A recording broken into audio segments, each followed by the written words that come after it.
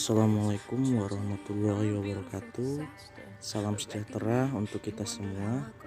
Alhamdulillah, pada saat ini kita semua masih diberikan kesehatan, keselamatan dari Allah Subhanahu wa taala. Pada video kali ini, kami dari kelompok 7 akan mempresentasikan tugas dari mata kuliah Kesehatan, Keselamatan, dan Lingkungan Kerja dengan dosen pengampu Bapak Albara Harahap. Sebelum masuk pada penjelasannya, kami akan memperkenalkan anggota dari kelompok 7.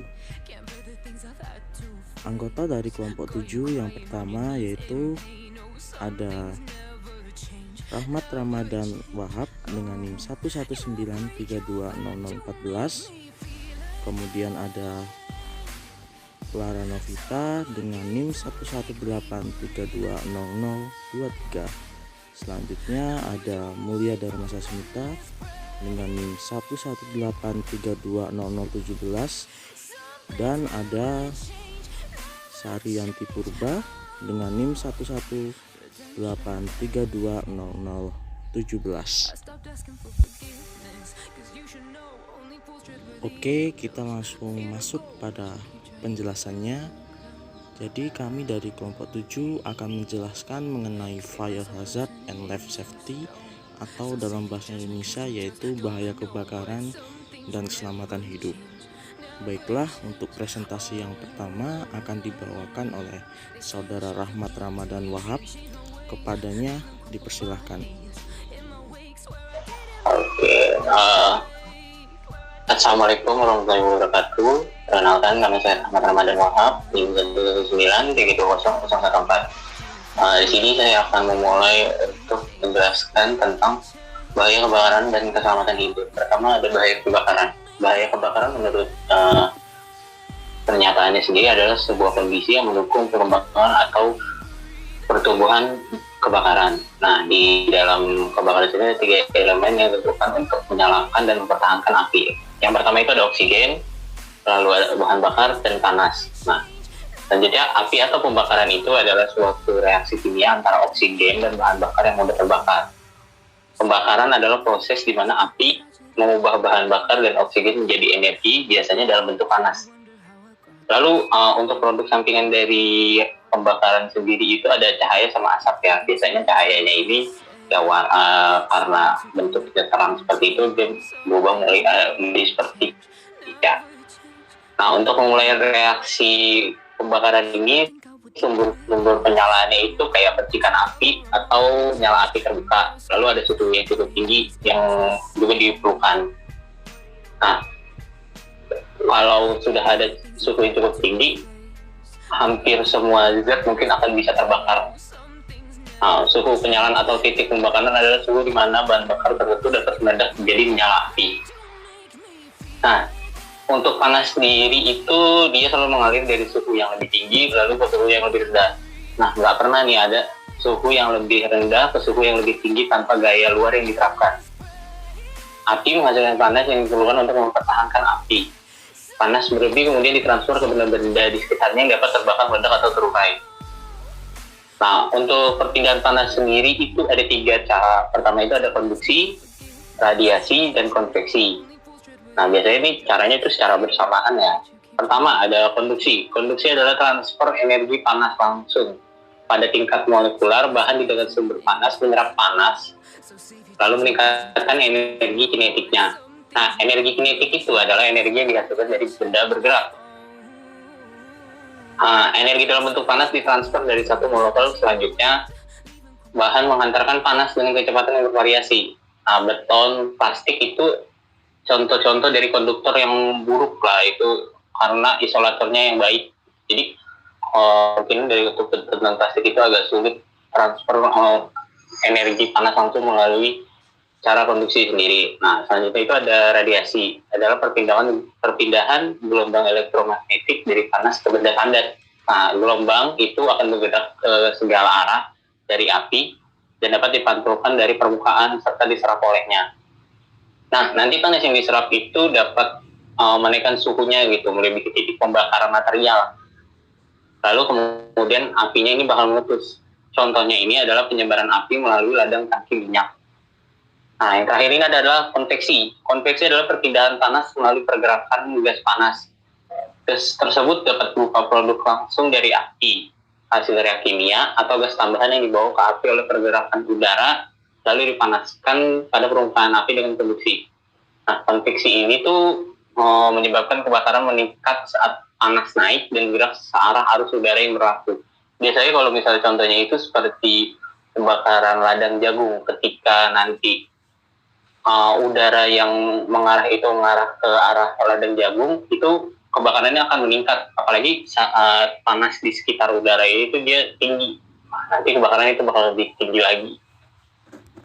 Nah, lalu untuk selanjutnya ada pembakaran spontan, itu jarang terjadi, tapi bisa terjadi.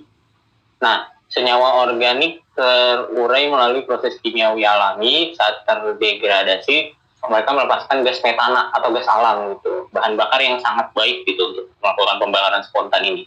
Nah, proses degradasi reaksi kimia menghasilkan panas.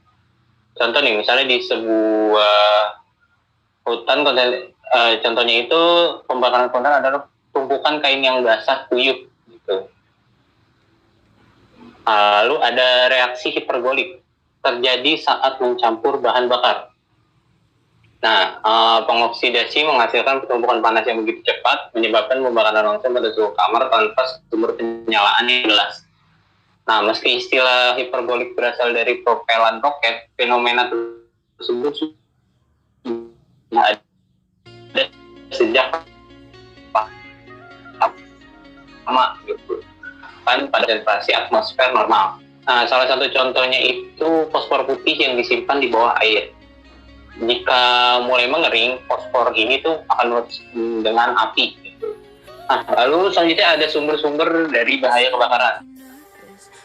Untuk sumber-sumbernya sendiri, hampir semua yang ada di lingkungan industri itu bisa terbakar. Entah itu tutup logam, mesin, plester, dan dinding balok beton yang biasanya dicat. Nah, kebanyakan cat dan pernis mudah terbakar, gitu kan. Lalu untuk oksigen sendiri kan kita sudah lihat di awal bahwa oksigen ini adalah sumber-sumber untuk menyalakan api atau panas gitu. Nah, oksigen ini kalau di lingkungan sekitar itu hampir selalu ada gitu. Bahkan di industri yang pun oksigen tetap masih ada. Nah, karena itu metode utama pemadaman kebakaran adalah pasif, tidak adanya panas yang cukup. Nah, untuk identifikasi kebakaran diklasifikasikan menurut propertinya yang berkaitan dengan sifat bahan bakar. Jadi untuk pengklasifikasikan untuk propertinya ini, itu pertama ada bahan bakar padat, yaitu melalui kayu, lalu mungkin seperti beton atau segala macam. Dekorasi, terus perabotan bangunan seperti tirai kain dan penutup dinding, dan bahan sintetis yang digunakan dalam furnitur. Nah, ini adalah pengklasifikasian cairan-cairan yang mudah terbakar. Nah, cairan mudah terbakar itu biasanya memiliki titik nyala di bawah 37,7 derajat Celcius atau 99,8 derajat Fahrenheit. Nah, cairan yang mudah terbakar memiliki titik nyala pada atau lebih tinggi dari suhu tersebut biasanya ya. Cairan yang mudah terbakar dan mudah terbakar selanjutnya dibagi menjadi 3 klasifikasi yang ditunjukkan di bawah ini. Pertama, ada cairan yang mudah terbakar. Untuk kelas 1A itu titik nyalanya di bawah 73 derajat Fahrenheit atau 22,8 derajat Celcius. Nah, untuk titik-titiknya itu dia di bawah 100 derajat Fahrenheit atau 37,8 Celcius.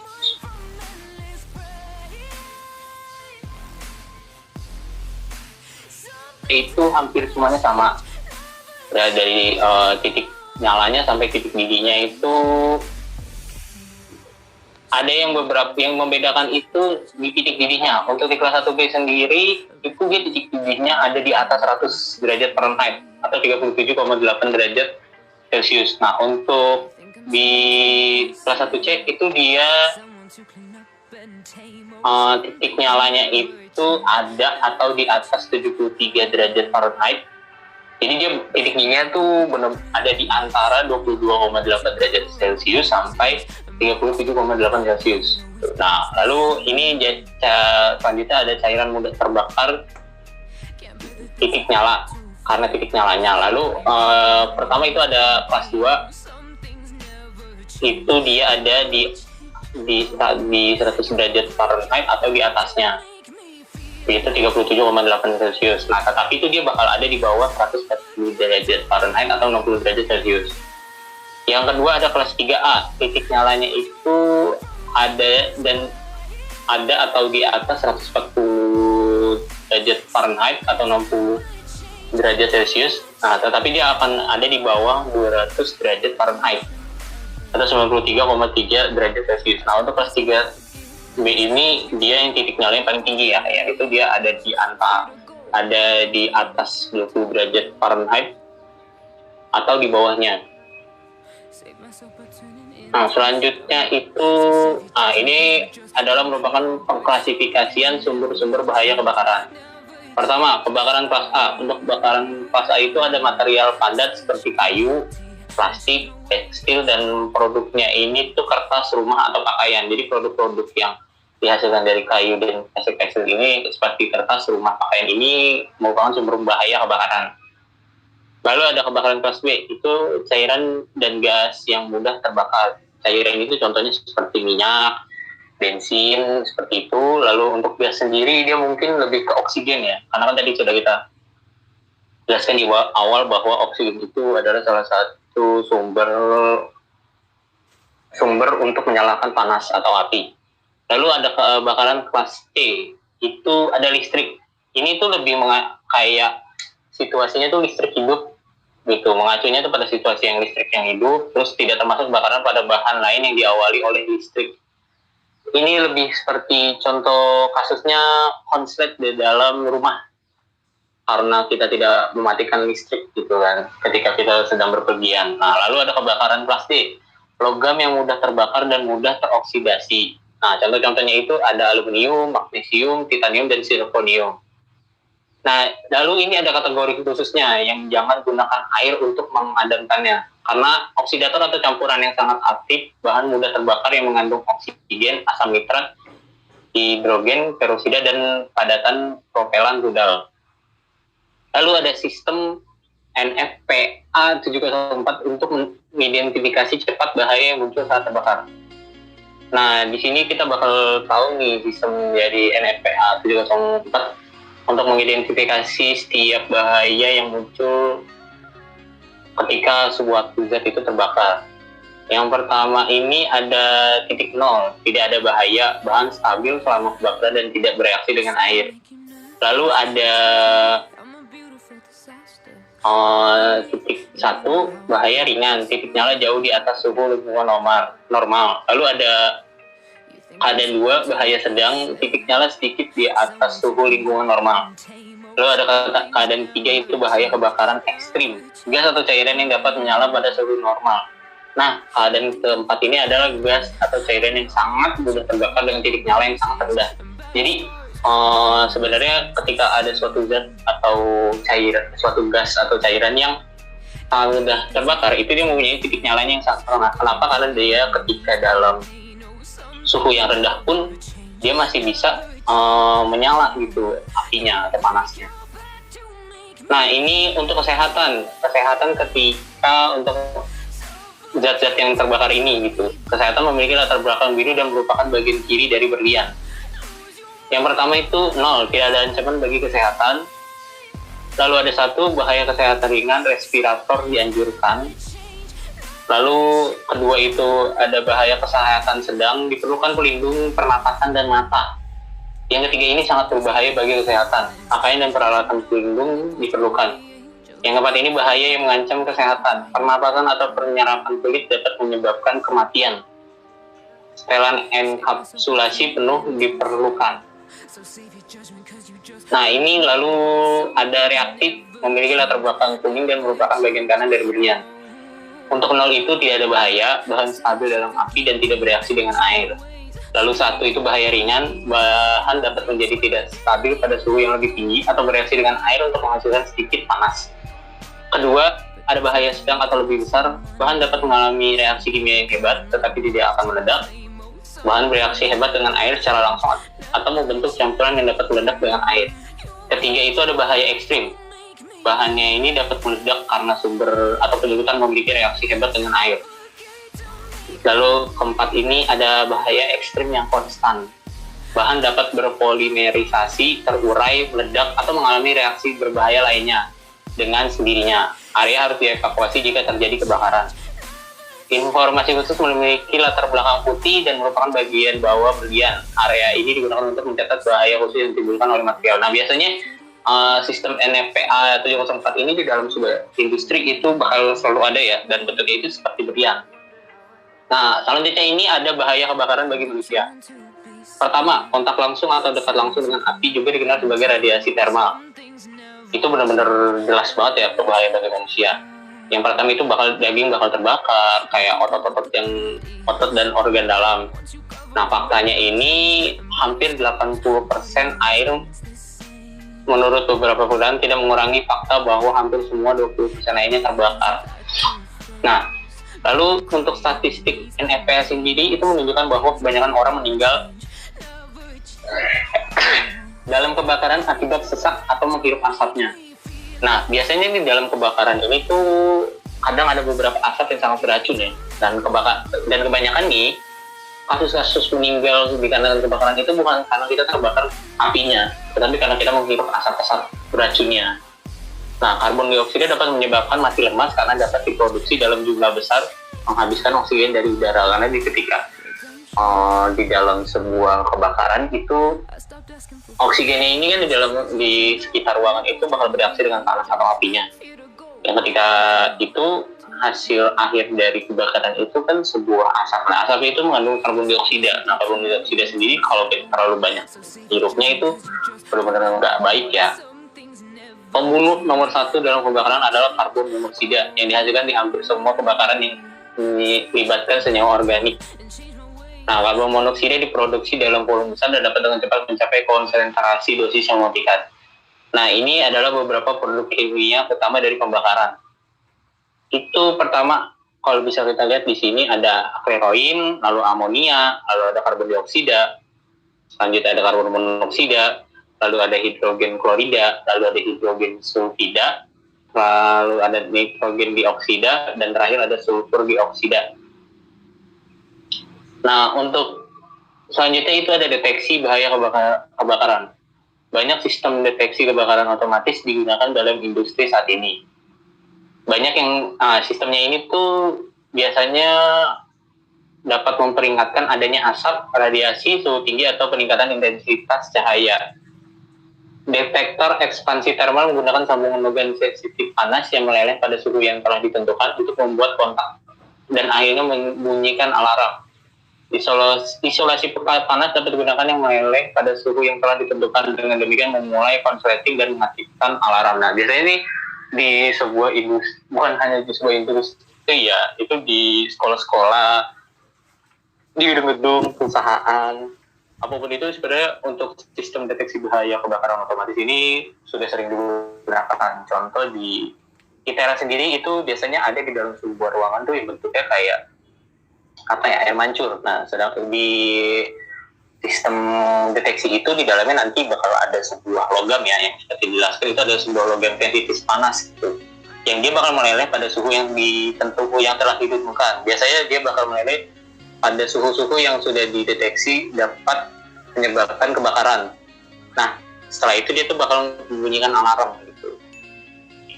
Lalu ada yang namanya sensor kebakaran fotolistrik. Nah, sensor ini tuh mendeteksi perubahan energi inframerah yang berpancaran oleh asap. Seringkali oleh partikel asap yang mengaburkan berkas fotolistrik. Relay terbuka dalam kondisi yang tidak dapat diterima dan ditutup untuk melengkapi sirkuit alarm saat asap mengganggu. Lalu ada sensor ionisasi atau radiasi menggunakan kecenderungan zat radioaktif untuk terionisasi saat terkena asap. Zat menjadi konduktif secara elektrik dengan paparan asap dan memungkinkan sirkuit alarm diselesaikan. Detektor ultraviolet atau detektor inframerah membunyikan alarm ketika radiasi dari nyala api terdeteksi. Ketika perubahan cepat dalam intensitas radiasi terdeteksi, sinyal alarm kebakaran diberikan. Pengujian hidrostatis untuk mengetahui integritas cangkang logam pemadam api dianjurkan sesuai dengan jenis alat pemadam kebakaran. Uji hidrostatis mengukur kemampuan cangkang untuk menahan tekanan internal dan pergeseran tekanan yang diperkirakan akan terjadi selama kebakaran. Lalu itu ada pengurangan bahaya bahan bakar.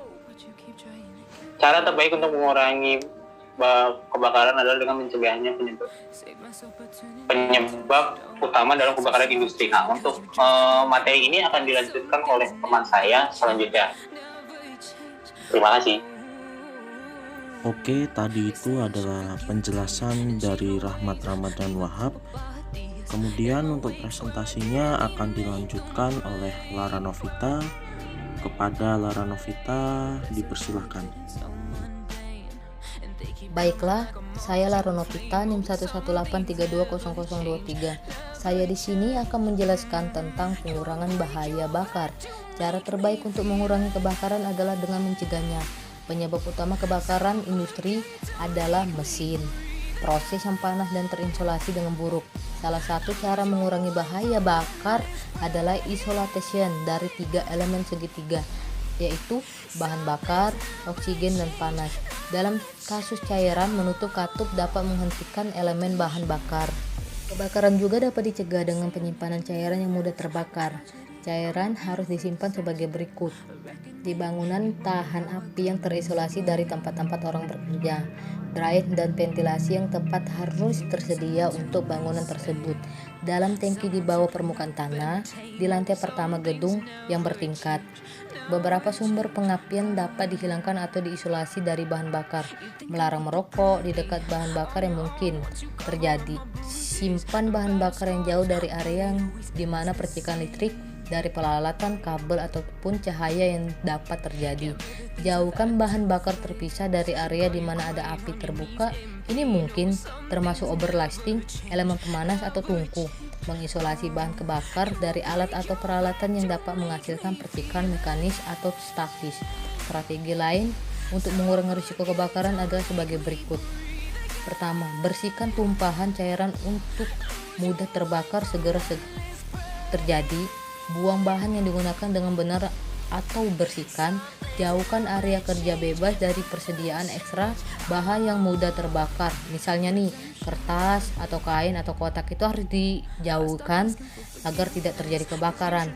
Hanya memiliki apa yang diperlukan di tangan dengan persediaan yang tersisa disimpan dengan benar. 3. Jalankan kabel listrik di sepanjang dinding daripada melintasi lorong atau di daerah lain yang macet. Misalnya masang kabel itu yang benar-benar aja gitu, jangan melintasi lorong yang orang masuk keluar kantor gitu. Tali yang berjalan didapat menjadi berantakan dan berbahaya. Nah, apalagi tali ini. Tali ini harus ya gimana sih? Harus rapi lah ya biar nggak berantakan dan mengurangin risiko bahaya kebakaran. Terus matikan daya dan sepenuhnya di energi peralatan sebelum melakukan prosedur mainnet. Jangan gunakan alat yang rawan percikan api atau gesekan di dekat bahan yang mudah terbakar tuh. Rutin menguji alat pemadam api. Setelah itu kita akan mengetahui bagaimana sih sistem pemadam kebakaran. Sistem penyiraman otomatis adalah contoh sistem pemadam terbakar. Karena penyiraman tetap dalam posisi, air adalah cairan yang paling umum dilepaskan dari alat penyiram. Pipa pasokan penyiram dapat disimpan diisi dengan air di bangunan yang dipanaskan. Di iklim yang dibangat, katup digunakan untuk mengisi pipa dengan air ketika penyiraman aktif. Ketika membuang panas yang telah ditentukan dilanggar atau mengalir airnya kepala dan dilepaskan dari penyiraman. Terus kita mengetahui juga tuh apa sih peraturan OSHA itu untuk bring atau pemadam kebakaran. Itu juga mempunyai persyaratan relevan dari peraturan adalah sebagai berikut. Yang pertama itu kita harus tahu lingkup. Lingkup itu pengusaha tidak diharuskan membentuk pemadam kebakaran, namun jika majikan memutuskan untuk mengatur pemadam kebakaran, persyaratan bagian ini berlaku. Perencanaan priper memiliki perencanaan priper yang dilakukan oleh pemadam kebakaran setempat atau pemadam kebakaran di tempat kerja sehingga mereka dapat menjadi akrab. Maksudnya menjadi akrab itu dengan tempat kerja dan memproses bahaya. Keterlibatan dengan pemadam kebakaran setempat atau pencegahan kebakaran. Terus kita mempunyai atau kita bisa melihat dan mengetahui karakteristik pemadam kebakaran itu sendiri itu bagaimana sih. Nah, di sini sudah ada tabel bisa dilihat. Itu kita misalkan tuh pemadam isi, busa, air kering atau kimia. Maka mekanisme yang akan terjadi itu pendinginan rutin atau memutus, mencekik atau menipis. Maka kita akan mengalami kerugian, membeku jika tidak disiram atau dipanaskan. Sebaliknya juga untuk yang B, bahan kimia kering atau lainnya atau CO2, maka mekanisme yang terjadinya itu memecah rantai, mencekik, mendingin dan melindungi. Kerugian yang kita dapat juga senyawa algonasi atau beracun. Nah, setelahnya itu bisa juga dilihat dengan sendiri. Kita akan beralih ke pernyataan organisasi. Apa sih pernyataan organisasi? Nah, pernyataan organisasi ini sendiri itu informasi tidak lanjut.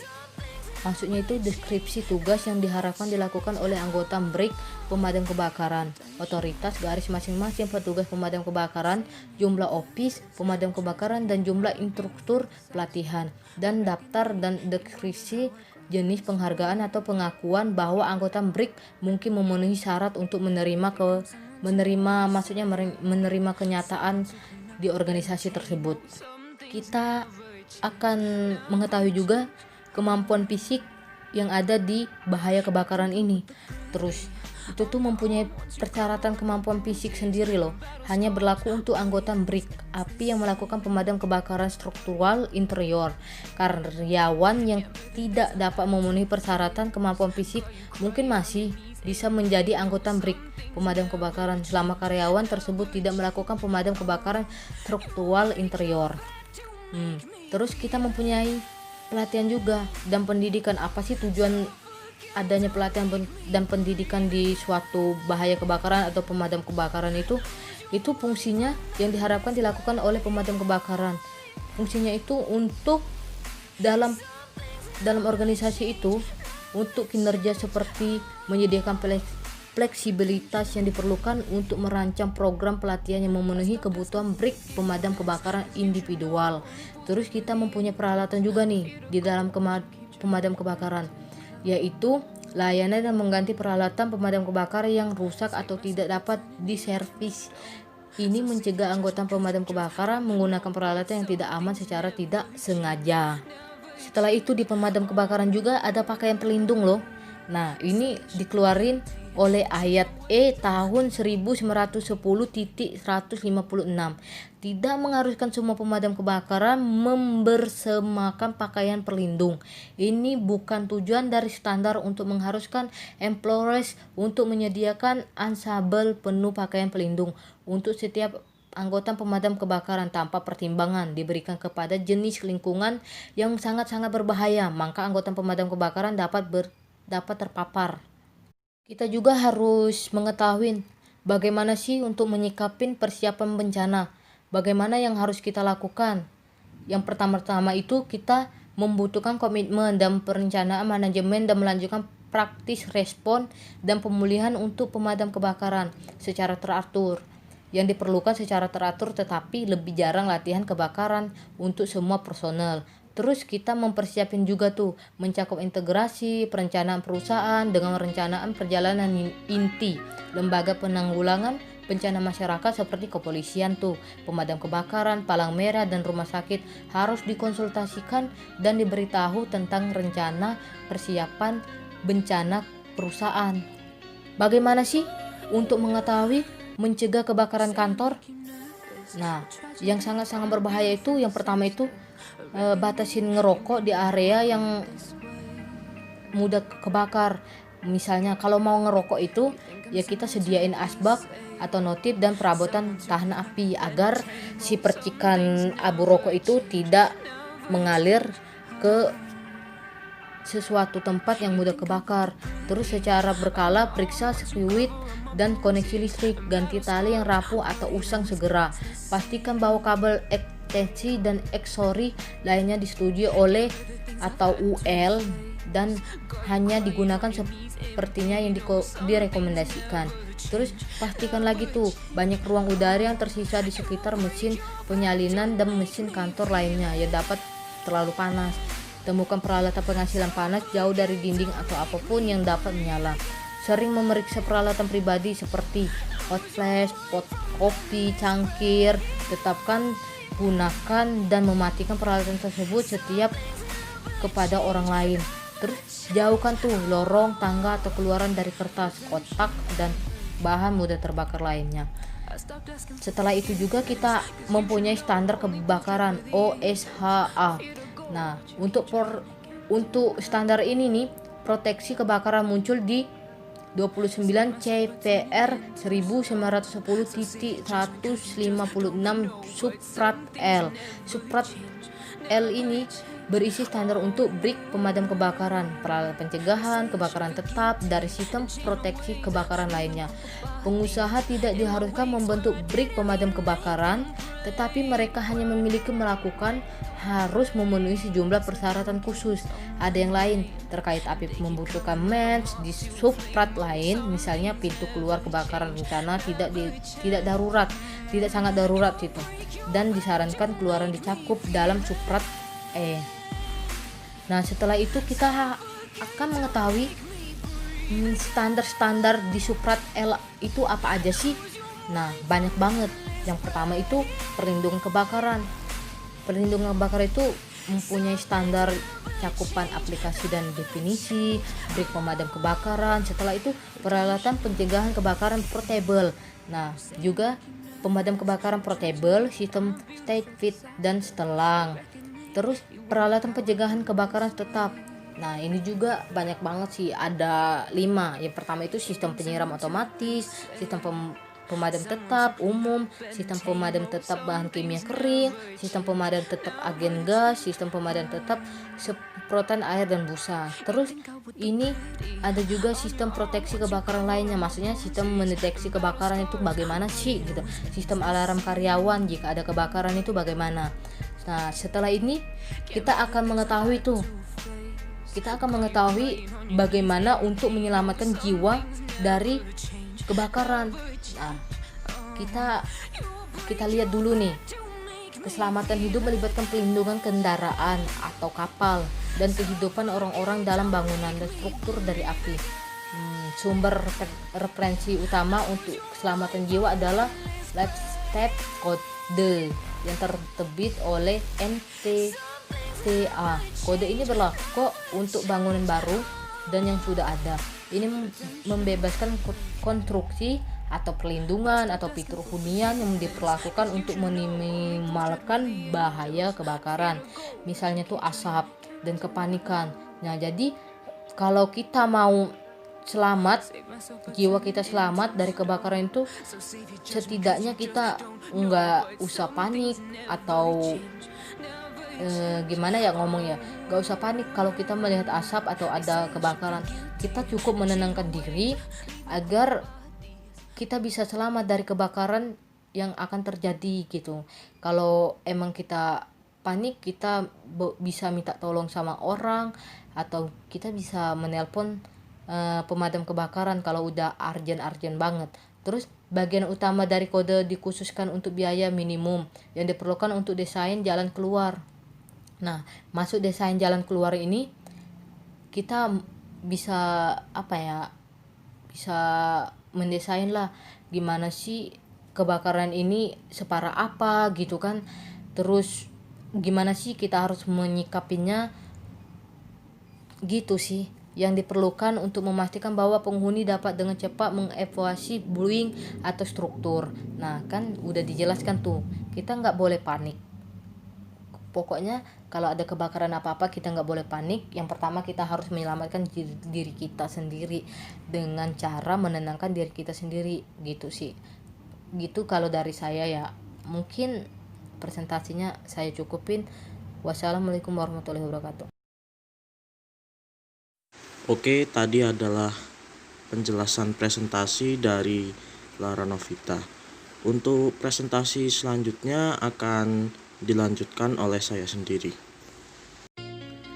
Baiklah, saya akan melanjutkan presentasi dari Lara Novita. Oke, nama saya Mulya Dharma Sasmita, NIM 118320017. Saya akan menjelaskan mean of egress atau sarana keluar. Di bagian ini akan menjelaskan beberapa masalah yang dinilai lebih penting dalam kode keselamatan kehidupan yang berkaitan dengan sarana keluar. Yang pertama yaitu pintu. Pintu di sini yang dimaksud yaitu pintu yang berfungsi sebagai pintu keluar yang harus dirancang, dibangun, atau dipelihara sedemikian rupa sehingga sarana keluar langsung dan jelas. Maksudnya langsung dan jelas di sini yaitu pintu di situ harus didesain supaya jalurnya itu bisa langsung menemukan ke titik yang aman gitu, ke tempat yang aman. Jadi tidak boleh ada persimpangan, jadi jalan itu harus benar-benar satu jalan yang lurus gitu, yang lurus sampai ke tempat yang aman gitu. Windows yang disalahartikan sebagai pintu dalam situasi darurat harus dibuat tidak dapat diakses oleh penghuni. Kemudian yang kedua itu ada kapasitas sarana keluar. Sarana keluar harus memiliki kapasitas yang cukup untuk mengakomodasi beban penghuni struktur yang dihitung sesuai dengan persyaratan kode keselamatan jiwa. Jadi kapasitas sarana di sebuah industri atau tempat kerja harus memiliki beban yang cukup gitu, maksudnya harus sesuai dengan penghuninya atau pekerja di dalamnya gitu. Dan jika pekerjanya banyak tentu saja harus dihitung gitu sesuai dengan persyaratan kode keselamatan jiwa. Kemudian yang ketiga yaitu jumlah sarana keluar. Komponen apapun dari struktur harus memiliki minimal 2 cara keluar dengan pengecualian sebagaimana diatur dalam kode.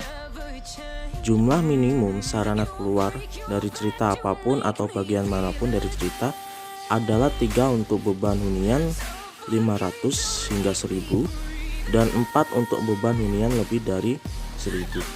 Jadi setiap perusahaan atau industri itu minimalnya memiliki dua sarana keluar gitu. Dengan pengecualian maksudnya di sini diatur dalam kode yaitu jika jumlahnya lebih dari 500 itu harus memiliki tiga sarana keluar, dan untuk hunian yang lebih dari 1000 harus memiliki setidaknya 4 sarana keluar begitu. Kemudian yang keempat, pengaturan sarana keluar. Jadi semua pintu keluar harus mudah diakses setiap saat dalam hal lokasi dan pengaturan. Jadi pengaturan sarana keluar ini harus jelas. Jadi jika ada situasi kebakaran atau situasi bahaya lain, para pekerja atau karyawan itu tidak bingung mencari kemana mereka harus lari gitu. Jadi benar-benar harus jelas di situ. Kemudian yang kelima yaitu pengukuran jarak perjalanan ke pintu keluar. Nah, ini yang nggak kalah penting karena jarak perjalanan setidaknya satu pintu keluar harus diukur pada permukaan berjalan di sepanjang jalur alami perjalanan yang dimulai di ruang yang paling terpencil dan berakhir di pusat pintu keluar atau titik aman. Jarak harus komplai dengan kode gitu. Kemudian yang keenam yaitu keluar dari pintu keluar. Maksudnya yaitu semua pintu keluar dari struktur harus diakhiri dengan cara publik atau halaman atau yang luas gitu, pengadilan atau ruang terbuka yang mengarah ke bagian luar struktur. Jadi ruang yang benar-benar aman itu diusahakan itu ruangan yang luas gitu, kayak lapangan atau halaman gitu. Jadi di situ mengurangi resiko itu ya, kalau beban yang jatuh gitu, jadi di atasnya aman gitu. Kemudian yang ketujuh ada iluminasi sarana keluar, yaitu semua cara keluar harus diterangi terus-menerus selama waktu ketika struktur ditempati. Pencahayaan buatan harus digunakan sebagaimana diperlukan untuk mempertahankan tingkat iluminasi yang diperlukan.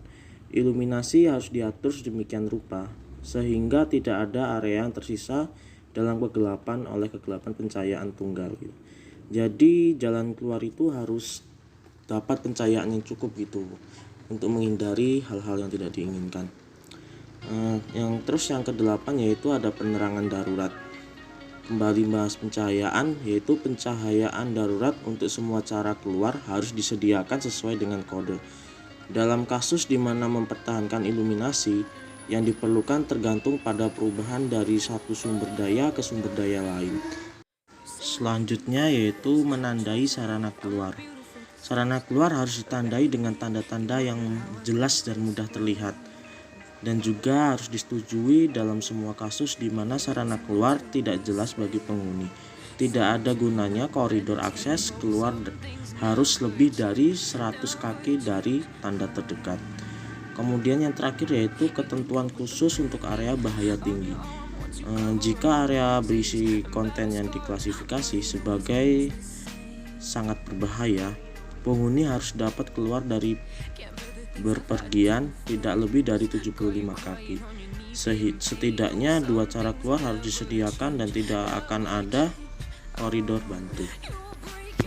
Persyaratan yang dirangkum dalam bagian ini adalah berkaitan dengan spesifikasi mendasar dari kode keselamatan jiwa yang berkaitan dengan sarana keluar. Pembahasan yang kedua yaitu mengenai pakaian tahan api. Bagi karyawan yang bekerja dalam pekerjaan di mana api atau busur listrik dapat terjadi, maka sangat dianjurkan untuk menggunakan pakaian tahan api yang dapat menjadi penyelamat bagi si pekerja itu sendiri. Busur api di sini adalah hasil dari melewati listrik melalui udara yang terionisasi. Meskipun busur listrik hanya berlangsung selama beberapa detik, selama waktu itu mereka dapat menghasilkan tingkat panas dan api flash yang sangat tinggi. Menurut standar dari OSHA yang berkaitan dengan pakaian tahan api ditemukan CVR 1910.269 paragraf 1 elemen kunci dari paragraf 1 menjelaskan tanggung jawab majikan mengenai alat pelindung diri dan pakaian tahan api gitu. Selanjutnya yaitu atasan atau majikan harus melatih setiap karyawannya yang terkena bahaya atau api atau busur listrik dalam bahaya yang terlibat.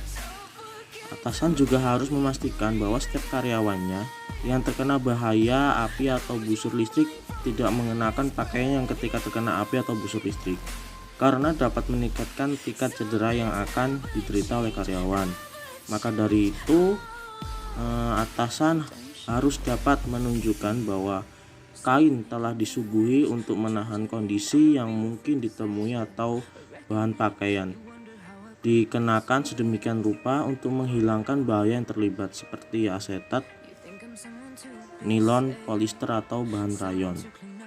Yang selanjutnya yaitu tentang penanganan sekring. Ketika sekring harus dipasang atau dilepas dengan satu atau kedua thermal yang berenergi lebih dari 300 volt atau dengan bagian terbuka berenergi lebih dari 50 volt, maka harus memastikan bahwa alat atau sarung tangan yang digunakan yaitu sesuai gitu.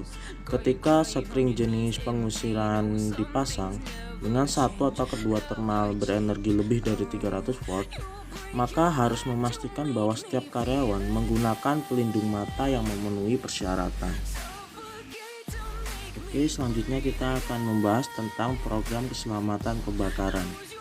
Organisasi yang tertarik melindungi karyawannya dari bahaya kebakaran harus selalu bersiap. Cara terbaik yang harus disiapkan adalah dengan membuat program keselamatan kebakaran yang komprehensif yang mencakup semua kegiatan fungsional yang perlu untuk dipersiapkan. Program keselamatan kebakaran yang komprehensif harus memiliki setidaknya komponen tindak lanjut seperti penilaian, perancangan, kesadaran atau pencegahan, dan respon. Cara efektif untuk mengembangkan atau mengimplementasikan dan memelihara program keselamatan kebakaran yang komprehensif adalah dengan membentuk komite keselamatan kebakaran lintas fungsi Lintas fungsi di sini berarti bahwa ia harus memiliki anggota dari berbagai unit fungsional organisasi. Ini harus memiliki setidaknya satu manajer tingkat eksekutif untuk memastikan dan menunjukkan tingkat support. Pendekatan ini memiliki beberapa keunggulan termasuk berikut, yaitu yang pertama dapat memfokuskan mata dan telinga dari pemampang tenaga kerja yang luas tentang keselamatan kebakaran. Yang kedua yaitu untuk memastikan basis input yang luas, dan yang ketiga itu untuk memastikan komitmen tentang eksekutif. Komite ini harus dikelola dan diketahui oleh pejabat tinggi organisasi keselamatan dan kesehatan internasional atau profesional. Nah, aspek pertama dari program keselamatan kebakaran yaitu penilaian. Penilaian tempat kerja untuk bahaya kebakaran harus terus-menerus dan berkelanjutan. Meskipun profesional keselamatan dan kesehatan organisasi akan memiliki tanggung jawab utama untuk ini. Anggota komite juga perlu terlibat dalam melibatkan departemen yang mereka research. Anggota komite keselamatan harus dilantik dalam dasar-dasar penilaian bahaya kebakaran oleh profesional keselamatan dan kesehatan. Mereka kemudian harus menyampaikan mengetahui ini kepada karyawan di departemen unit dan tim mereka. Dengan cara ini, semua karyawan akan terlibat dalam terus mencari bahaya kebakaran dan mengkomunikasikan keprihatinan mereka kepada komite keselamatan. Selanjutnya yaitu perencanaan. OSHA sendiri sudah mengharuskan rencana keselamatan kebakaran darurat organisasi memiliki komponen-komponen berikut. Yang pertama yaitu harus memiliki prosedur dan rute pelarian atau jalan keluar darurat. Yang kedua yaitu prosedur shutdown kritis, harus memiliki head count karyawan, memiliki prosedur penyelamatan dan medis, memiliki prosedur untuk melaporkan kebakaran dan keadaan darurat, serta harus memiliki personil kontak penting yang dapat menerima informasi tambahan dari batu darurat. Setelah rencana diberlakukan, itu harus ditinjau setidaknya setiap tahun dan diperbarui seperlunya gitu. Jadi harus ada evaluasi setiap tahun dan diperbarui. Selanjutnya kita akan membahas tentang kesadaran dan pencegahan. Jadi setelah komite keselamatan kebakaran telah menyelesaikan rencana darurat dan manajemen telah menyetujuinya, karyawan harus berkenalan dengannya atau harus paham gitu. Seluruh karyawan harus mendapatkan pelatihan kesadaran agar mereka dapat memahami perannya dalam menjalankan rencana darurat tersebut. Komite keselamatan kebakaran harus selalu mengevaluasi program pelatihan secara berskala gitu, menggunakan jalur panduan sebagai berikut. Jadi yang pertama, apakah semua karyawan tahu peran yang mereka mainkan dalam mengimplementasikan rencana darurat? Jadi mereka harus benar-benar memastikan bahwa setiap karyawan itu memahami apa yang mereka kerjakan di situ berpotensi resiko apa gitu. Jadi mereka juga biar tahu jika mereka melakukan kesalahan bagaimana menanganinya gitu. Jadi mereka harus benar-benar memastikan jika karyawan tahu itu tahu gitu apa yang mereka kerjakan gitu.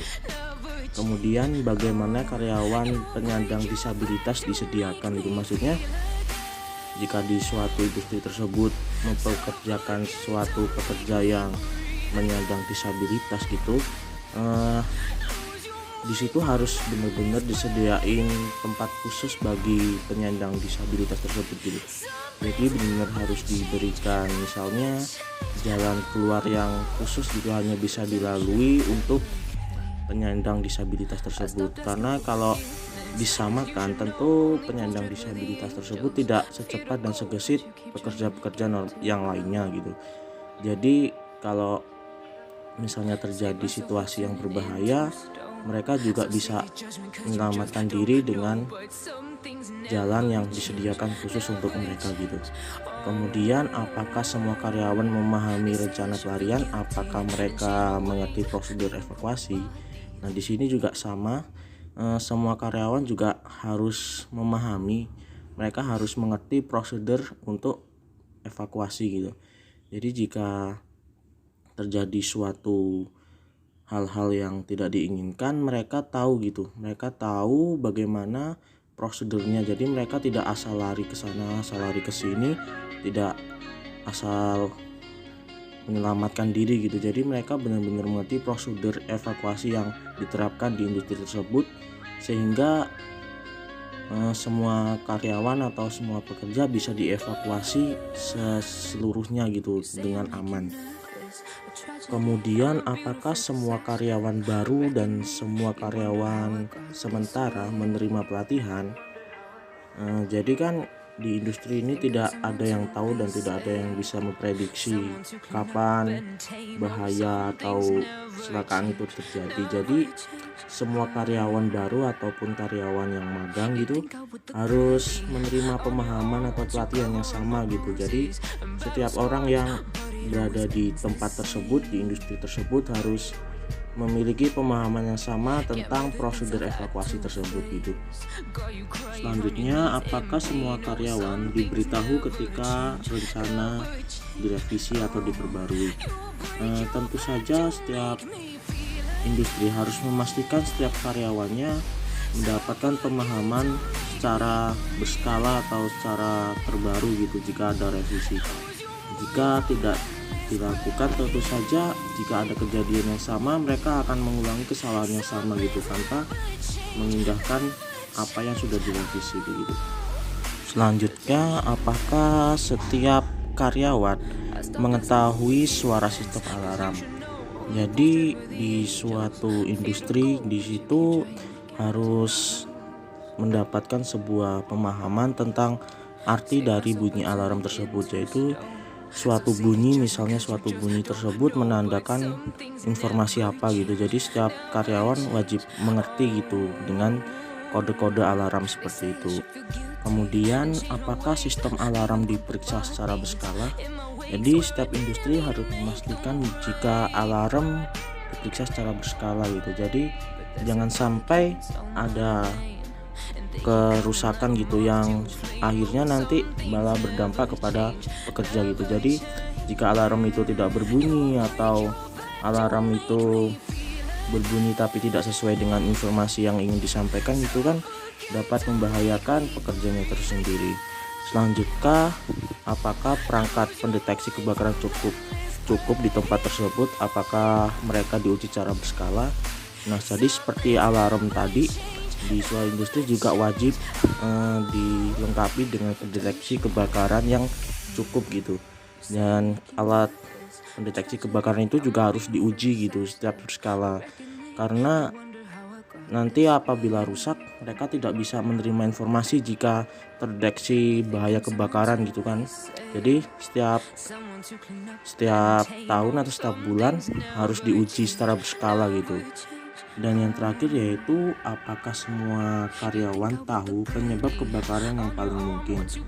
Jadi setiap karyawan harus tahu dan harus memahami pekerjaan apa yang paling beresiko di industri tersebut. Jadi kalau mereka tahu bahwa apa yang mereka kerjakan adalah bisa menjadi penyebab kebakaran yang paling mungkin, jadi mereka harus melakukan pekerjaannya dengan sangat berhati-hati gitu dibanding dengan pekerjaan-pekerjaan yang lain yang tidak menjadi potensi penyebab kebakaran gitu.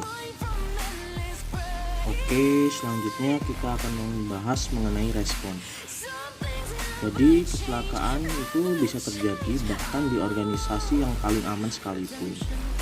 Oleh karena itu sangat penting bagi karyawan untuk memahami rencana secara berskala dan berlatih untuk merespon jika bahaya atau kecelakaan itu terjadi.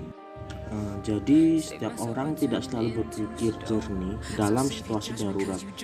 Mereka akan cenderung panik bagaimanapun cara melakukannya, apa yang telah mereka pelajari untuk dilakukan melalui pre-test. Akibatnya, salah satu tanggung jawab terpenting dari Komite Keselamatan Kebakaran yaitu mengatur latihan berskala agar staf karyawan secara otomatis dapat merespon dengan baik. Selanjutnya kita akan membahas mengenai bahan ledakan. Banyak sekali zat kimia dan beracun yang digunakan dalam industri modern yang mudah terbakar atau mudah rusak. Akibatnya dalam kondisi tertentu mereka bisa meledak sewaktu-waktu gitu. Bekerja dalam kondisi ini tentu saja melibatkan bahaya yang memerlukan tindakan pencegahan khusus untuk penanganan, penyimpanan, dan transporting dan penggunaan zat tersebut. Oke, konsep terkait bahan peledak. Keamanan yang berkaitan dengan bahan peledak adalah bidang yang sangat khusus. Bagian ini membahas istilah dan konsep yang akan digunakan dalam bidang yang harus akrab bagi profesional keselamatan dan kesehatan modern.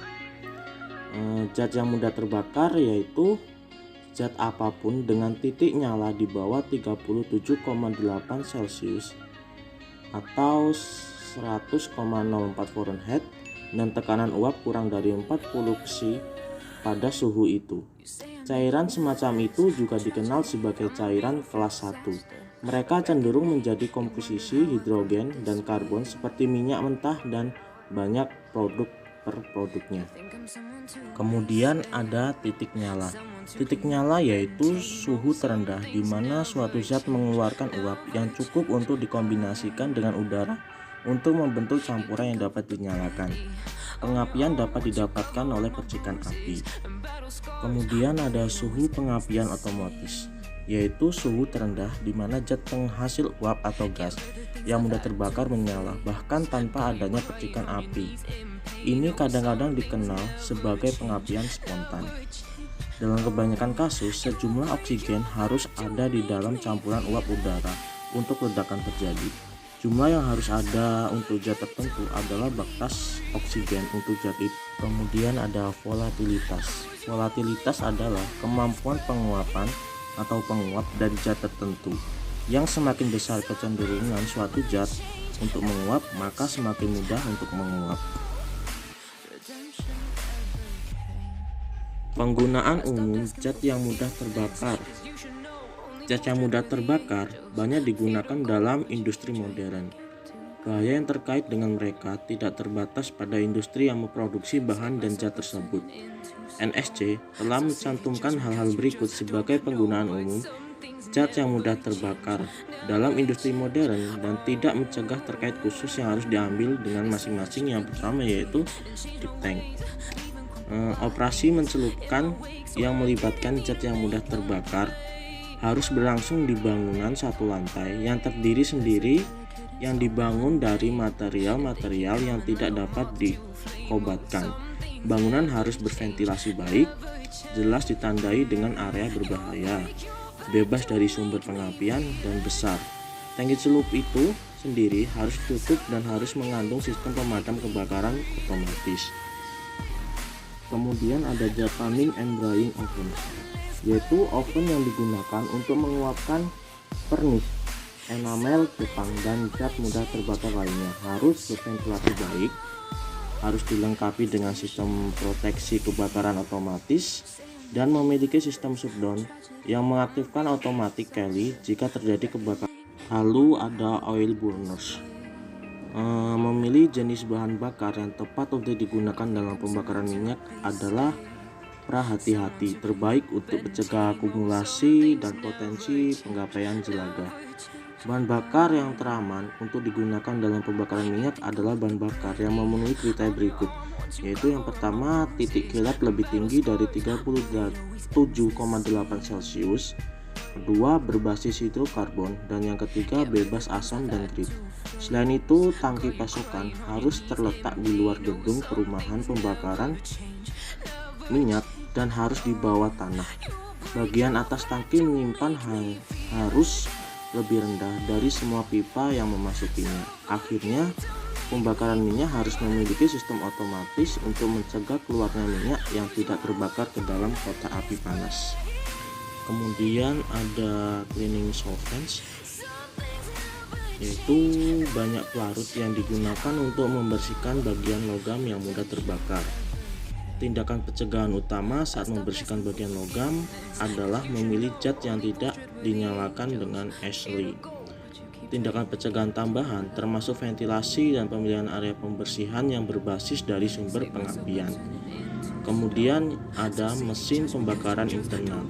Mesin pembakaran internal banyak digunakan dalam industri modern untuk menyalakan peralatan seperti forklift dan truk lift. Karena biasa berbahan bakar bensin atau bahan bakar diesel, ada bahaya kebakaran dan ledakan yang terkait dengan operasi ini. Tindakan pencegahannya yaitu meliputi perawatan yang tepat dan berskala, tata geraha yang baik, penantian mesin dan pendingin pipa, pembuangan sebelum mengisi tangki bahan bakar, dan area berventilasi baik untuk mengisi tangki bahan bakar. Yang terakhir yaitu spray painting boots. Bahaya yang terkait dengan spray painting boots adalah bahwa campuran eksplosif uap cat dan udara dapat terjadi. Untuk mencegah kejadian seperti ini, ventilasi yang terdapat sangat penting. Pembersih bilik secara teratur untuk menghilangkan akumulasi endapan semprot juga penting. Bilik cat harus dilengkapi dengan sistem proteksi kebakaran otomatis. Bagian sebelumnya hanya mencantumkan beberapa dari banyak cara di mana bahan yang berpotensi meledak digunakan dalam industri yang modern. Kemudian kita akan membahas mengenai bahaya kesehatan lainnya dari bahan peledak. Potensi cedera serius atau kematian akibat kekuatan ledakan atau dari luka bakar sangat tinggi. Namun, ada bahaya lain yang terkait dengan bahan peledak dan mudah terbakar. Ini termasuk iritasi kulit, keracunan, dan mati lemas. Iritasi sendiri dapat terjadi ketika kulit bersentuhan dengan zat yang berbahaya. Tingkat iritasi dapat berkisar dari kecil hingga parah, tergantung pada jenis zat, konsentrasinya, dan durasi kontak. Keracunan dapat terjadi ketika seseorang karyawan menghirup uap zat yang mudah terbakar. Ini dapat menyebabkan gangguan penilaian, performance, dan waktu reaksi, yang dapat pada gilirannya mengakibatkan kecelakaan. Akhirnya, uap dari beban yang mudah terbakar dapat menumpuk di ruang yang terbatas. Ketika ini terjadi, udara menjadi terkontaminasi dan beracun dan eksplosif. Dalam kasus seperti ini, bahaya suffocation harus ditambahkan ke yang terkait dengan bahan peledak. Oke, kita juga akan membahas mengenai opsi pemadam kebakaran menurut USHA. Bahkan dengan program pencegahan kebakaran yang terbaik dan dengan kontrol rekayasa terbaik di tempat, mungkin masih perlu untuk melawan api secara manual di beberapa titik. Beberapa perusahaan lebih suka karyawan mereka mengevakuasi tempat jika terjadi kebakaran. Namun, bagi beberapa perusahaan, potensi kebakaran begitu banyak bagian dari operasi harian sehingga mereka lebih suka membekali karyawan mereka dengan melawan kebakaran tersebut. Perusahaan yang mengizinkan atau mengharapkan karyawan untuk membantu memerangi kebakaran harus mengikuti pedoman yang ditetapkan oleh USHA untuk pemadam kebakaran manual. Ada 3 opsi yang tersedia untuk perusahaan yang ingin memiliki karyawan mereka partisipasi dalam pemadam kebakaran. Yang pertama yaitu semua karyawan harus terlibat.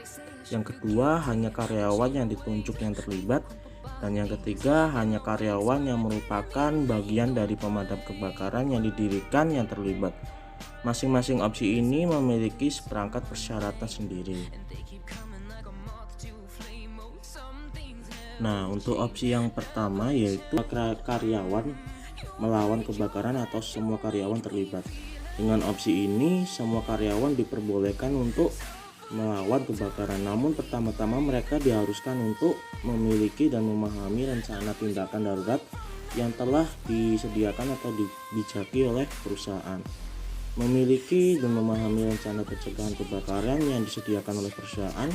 Dan yang ketiga yaitu pelatihan tahunan lengkap dan pelatihan penyegaran mengenai tugas mereka dalam memerangi kebakaran dan dalam penggunaan alat pemadam kebakaran yang tepat.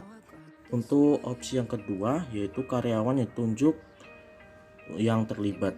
Dengan opsi ini, hanya karyawan terpilih yang diizinkan untuk terlibat langsung dalam penanganan kebakaran. Pertama, mereka diharuskan untuk memiliki dan memahami rencana tindakan darurat yang disediakan oleh perusahaan. Yang kedua, mereka harus memiliki dan memahami rencana pencegahan kebakaran yang disediakan oleh perusahaan. Dan yang ketiga, harus mendapatkan pelatihan tahunan lengkap dengan pelatih penyegaran mengenai tugas mereka dalam menangani kebakaran dan cara penggunaan alat pemadam api. Tadi adalah presentasi yang sudah saya sampaikan. Untuk selanjutnya yang akan melanjutkan presentasi yaitu Sari Yanti Purba. Kepada saudara Santi Yanti Purba, dia dimohon untuk melanjutkan presentasinya.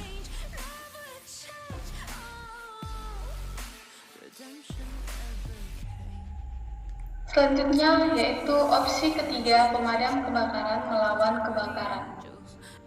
Dengan opsi ini, hanya karyawan yang menjadi bagian dari pemadam kebakaran yang didirikan yang allowed untuk melawan kebakaran. Pemadam kebakaran ini dibagi menjadi dua jenis. Yang pertama ada pemadam kebakaran insipien, dan yang kedua ada pemadam kebakaran struktural interior. Pemadam kebakaran insipien digunakan untuk mengendalikan hanya api kecil saja. Jadi pemadam ini tidak perlu menggunakan atau memakai pakaian atau peralatan perlindungan yang khusus. Yang kedua, pemadam kebakaran struktural interior ini mengendalikan segala jenis api.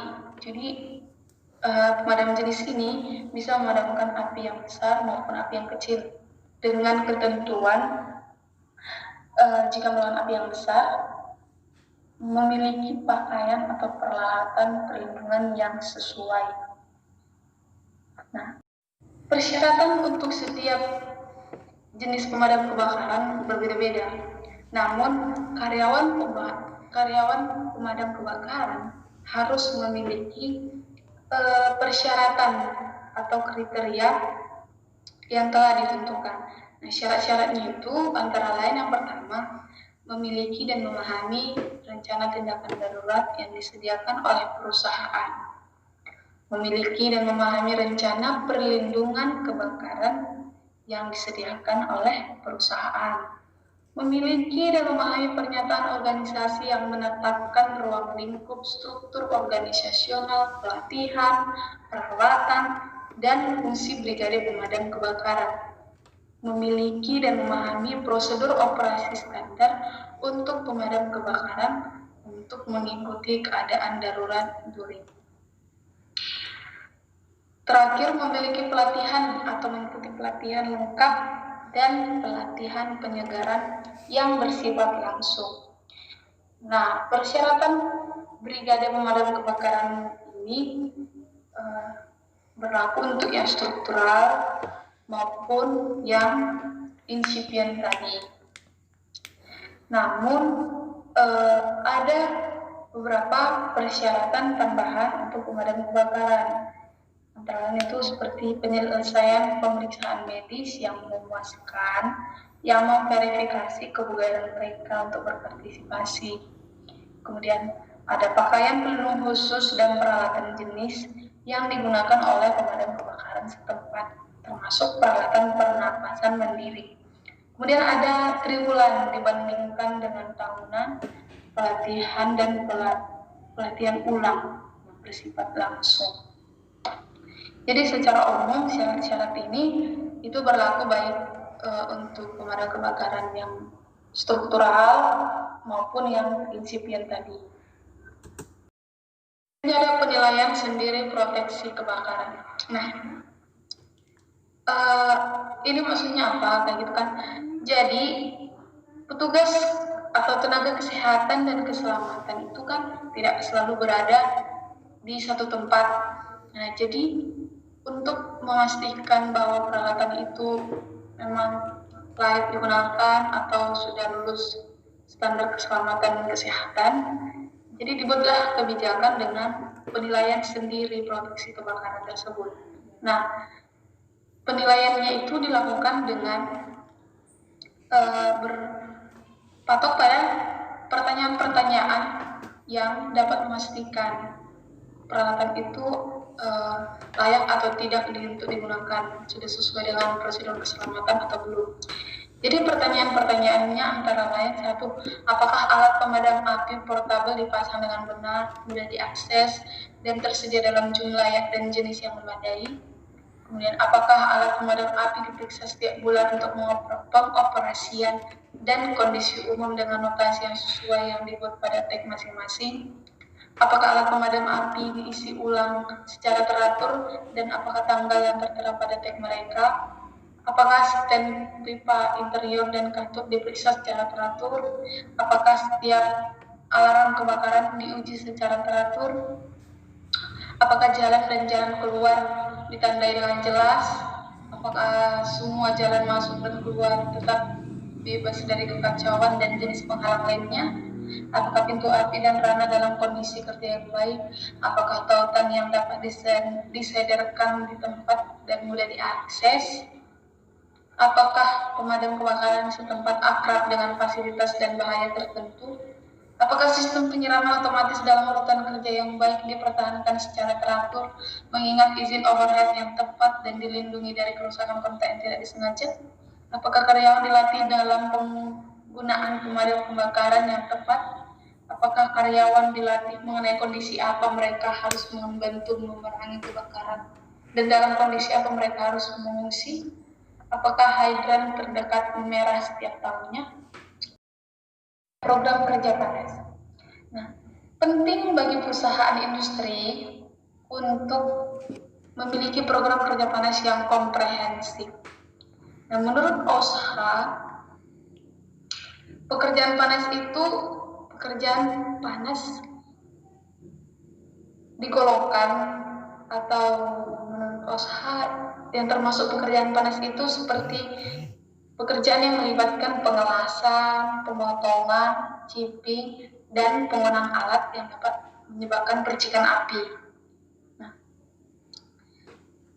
bahkan sebenarnya sebelum masuk ke spesifik mengembangkan program kerja panas yang komprehensif, personel profesional atau profesional keselamatan telah memahami tindakan pencegahan dasar tindak lanjut untuk bahan yang mudah terbakar atau yang dapat dinyalakan itu harus disimpan minimal 20 hingga 35 kaki dari pekerjaan panas. Jadi para ahli atau profesional keselamatan mengatakan bahwa bahan yang sudah terbakar atau bahan yang dapat dinyalakan itu minimal harus disimpan 20 sampai 35 kaki itu dari pekerja panas, seperti itu. Program kerja panas. Ahli profesional keselamatan mengatakan bahwa mengembangkan pekerjaan panas yang komprehensif program. Jadi mereka harus memimpin dalam mengembangkan pekerjaan panas yang komprehensif program.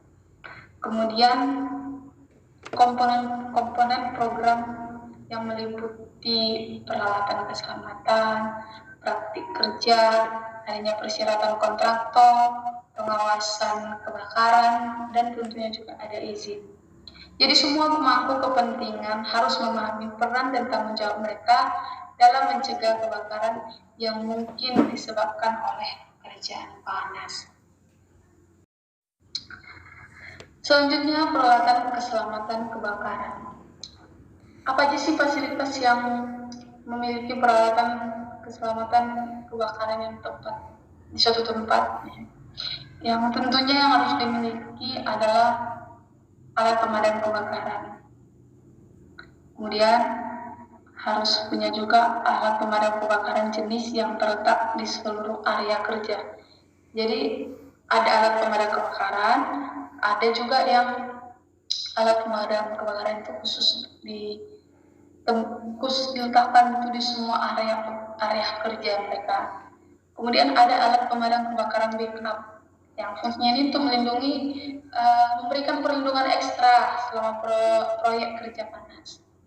Dan terakhir juga harus memiliki terpal yang tahan api atau lembaran tipis logam yang fungsinya itu untuk menutupi bahan yang mudah terbakar dan dapat dinyalakan. Selanjutnya praktik kerja pencegahan. Jadi program ini tuh harus memerlukan setidaknya praktik kerja pencegahan sebagai berikut. Contoh praktik kerja pencegahannya minimal itu harus memiliki kriteria sebagai berikut. Yang pertama, misalnya Ibu Mini dari pemisahan 35 kaki antara pekerja panas dan bahan yang mudah terbakar dan dapat dinyalakan. Kemudian pengguna meteran gas yang mudah terbakar untuk mendeteksi uap gas di area kerja panas. Kemudian tidak memungkinkan pekerjaan panas ketika sistem penyiram tidak dapat dioperasikan. Lalu menjaga lantai disapu bersih dari bahan yang mudah terbakar dan dapat menyalakan di area kerja panas. Lantai yang mudah terbakar harus dibasahi dan ditutup dengan bahan pelindung yang sesuai. Ketika melakukan pekerjaan panas di dinding, langit-langit atau bahkan lantai terbuka harus ditutup dan dengan terpal tahan api dan harus dilapisi suspended di bawah pekerjaan. Menggunakan lembaran logam atau kain basah atau bisa keduanya jika pekerjaan panas dilakukan dalam 3 kaki dari penyeram. Menghilangkan semua gas dan cairan yang mudah terbakar di area kerja panas dan menggunakan prosedur penguncian atau take out dan prosedur standar lainnya saat melakukan pekerjaan panas di ruangan terbatas. Ke persyaratan kontraktor. Kontraktor yang melakukan pekerjaan panas di suatu tempat harus memiliki program kerja panas mereka sendiri yang telah disetujui organisasi tempat mereka bekerja. Semua karyawan kontraktor harus mengetahui tugas dan tanggung jawab mereka yang berkaitan dengan rencana dan menyelesaikan jenis pelatihan yang sama yang diperlukan oleh karyawan. Kita masuk ke kesimpulan. Jadi dari semua penjelasan tadi mengenai pemadam kebakaran mulai dari awal hingga akhir ini dapat disimpulkan atau dapat disimpulkan beberapa kesimpulan atau kalimat-kalimat yang mewakili setiap penjelasan tadi. Yang pertama ada bahaya kebakaran adalah kondisi yang mendukung perkembangan atau pertumbuhan kebakaran. Elemen yang diperlukan untuk memulai dan mempertahankan api dalam mode membara adalah oksigen, bahan bakar, dan panas. Dalam mode menyala dapat dibutuhkan panas, agen pengoksidasi, agen pengurang, dan rantai kimia reaktif.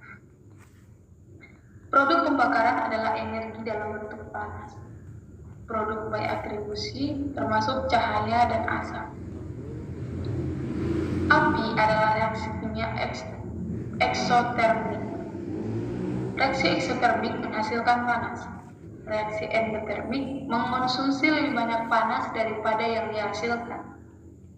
Reaksi kimia dalam kebakaran memecah bahan menjadi elemen dasar. Pendinginan adalah salah satu cara utama untuk mengendalikan api atau memadamkannya. Karbon ditemukan di hampir setiap zat yang mudah terbakar. Dalam api, atom karbon yang dilepaskan dikombinasikan dengan oksigen untuk membentuk karbon dioksida atau karbon monoksida. Pertama kali dikonversi menjadi uap sebelum terbakar. Melepas bahan bakar, kelaparan api oksigen atau mendinginkannya di bawah titik pembakaran dapat memadamkan api. Sebuah ledakan adalah api yang sangat cepat dan terkendali.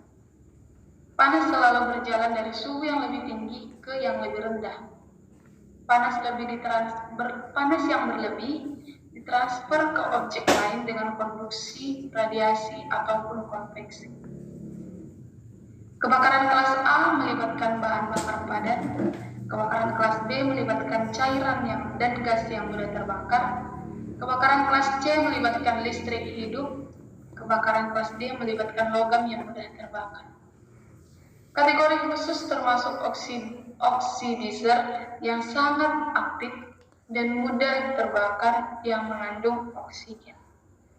Dinding api didefinisikan oleh kemampuan mereka untuk memperlambat penyebaran api. Polimer sintesis dalam plastik dan vinil sering membentuk asap beracun yang mematikan ketika dikonsumsi, dilelehkan atau hancur di hadapan api atau panas yang tinggi. Karbon dioksida dapat menguras konsentrasi oksigen di udara dekat api.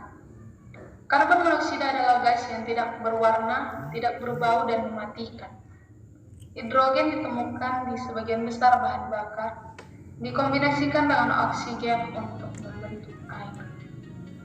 Nyala adalah suhu terendah di mana uap diproduksi dalam konsentrasi yang cukup untuk membakar mengingat sumber pengapian.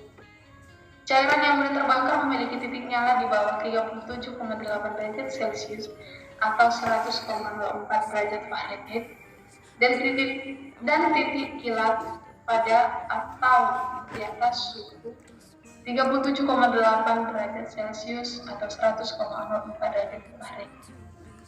Pengaturan OSHA untuk Brigade Pemadam Kebakaran mencakup persyaratan untuk perencanaan classifier, pernyataan organisasional, kemampuan fisik, pelatihan dan pendidikan, pemadam kebakaran equipment, pakaian pelindung, dan alat pelindung pernapasan. Program keselamatan kebakaran yang komprehensif harus memiliki setidaknya elemen-elemen berikut. Yang pertama, penilaian, kedua, perencanaan, ketiga, kesadaran dan pencegahan, keempat, respon.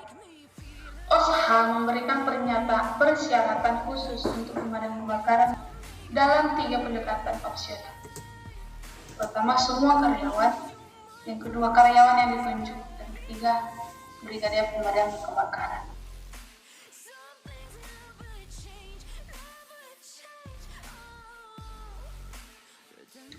Referensi yang kami gunakan full dari buku Occupational Safety dan Harvard Technologies Engineers and Managers yang Special Edition oleh David L. Goods pada tahun 2015.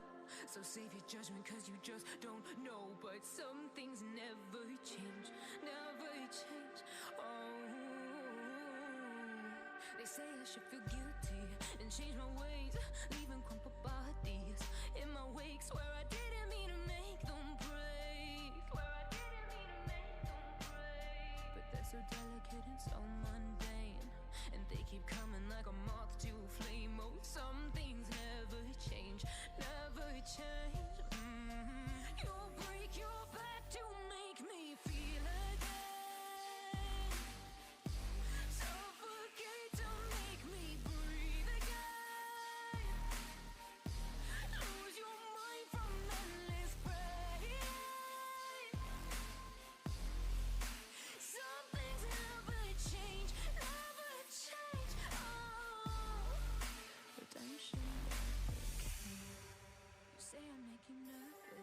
Tragedy, I'm a beautiful disaster, a reckoning. You wonder how I got this way. You think I'm someone to be saved, someone to clean up and tame. Oh, some things never change, never change. Baiklah, itulah tadi penjelasan yang sudah kami sampaikan. Kami sangat menyadari bahwa di video, materi, dan penjelasan yang kami buat ini masih sangat jauh dari kata sempurna. Kami meminta maaf sebesar-besarnya apabila terdapat salah-salah kata dalam video yang kami buat. Akhir kata, saya Mulya Dharma Sasmita mewakili teman-teman dari anggota kelompok 7 pamit undur diri. Wabillahi taufiq wal hidayah. Wassalamualaikum warahmatullahi wabarakatuh.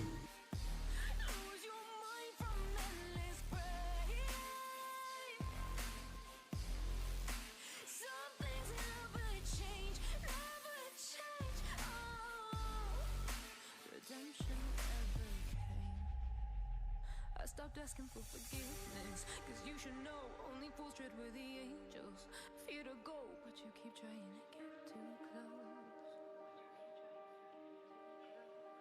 Save myself by turning into stone. So save your judgment cause you just don't know. But some things never change, never change. Oh, they say I should feel guilty and change my